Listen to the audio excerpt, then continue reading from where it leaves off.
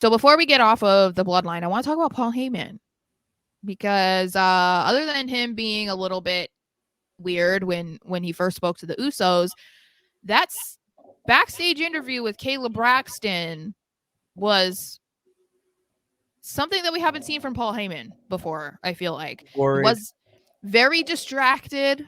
Kayla had to re-ask her question, and then he said he was like, "Oh, I'm sorry, I'm just distracted," and exactly like what I wrote in the headline, it did seem very much like that he's now expressing that he is in fact worried, which is not something that he has done um up until now. I think that he did talk a little bit about, didn't he mention that with Sammy or Logan? It was something like that. He had mentioned like, oh, they have nothing to lose or something. Like he was making it seem like he was a little bit worried. But this, I felt like he was going on that he never wanted Roman to have to face Cody Rhodes. That was like basically a nightmare scenario. Yeah.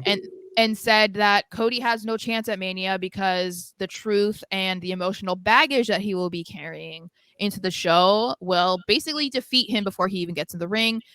But based on Paul's behavior, I don't know if he's just kind of putting this out there trying to convince himself or if he's saying it to try and convince others, but based off of how he was talking, I don't know that the bloodline's feeling too good right now.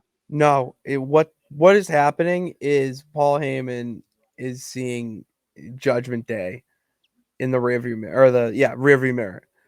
It's approaching, like, and this is why I love the story so much, is because you would have usually Paul Heyman do one of those, like, he is just one, he's got nothing to lose, and like that's the to keep Roman in check. We'll say it's Yeah. a good, like, hey, don't take him lightly, like you're still the alpha, but you got to do what you got to do.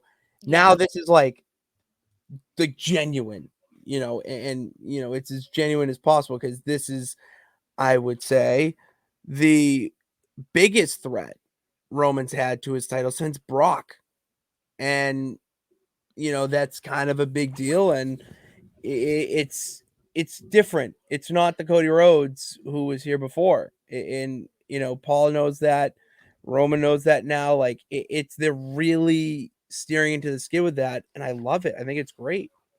And I think the I would add something to what you're saying. So I agree. But then I think at the same time, the reason that I would say Paul is feeling this way is because he's finally, like, it's like he's finally able to see the clear cracks in the bloodline, where before it felt like a brick wall that no one could get through because, okay, you got Roman, but then you have all of these people behind him. Like, there's nothing that can get through this. Mm-hmm. And now that we're seeing, the whole thing with Jay, and that the fact that it took weeks for him to finally re-show up and, like, I don't know, pledge his allegiance to Yeah, the bloodline. bizarre. And even then it was still like we said earlier, still didn't seem completely genuine, felt more No. forced, like there's something going on there.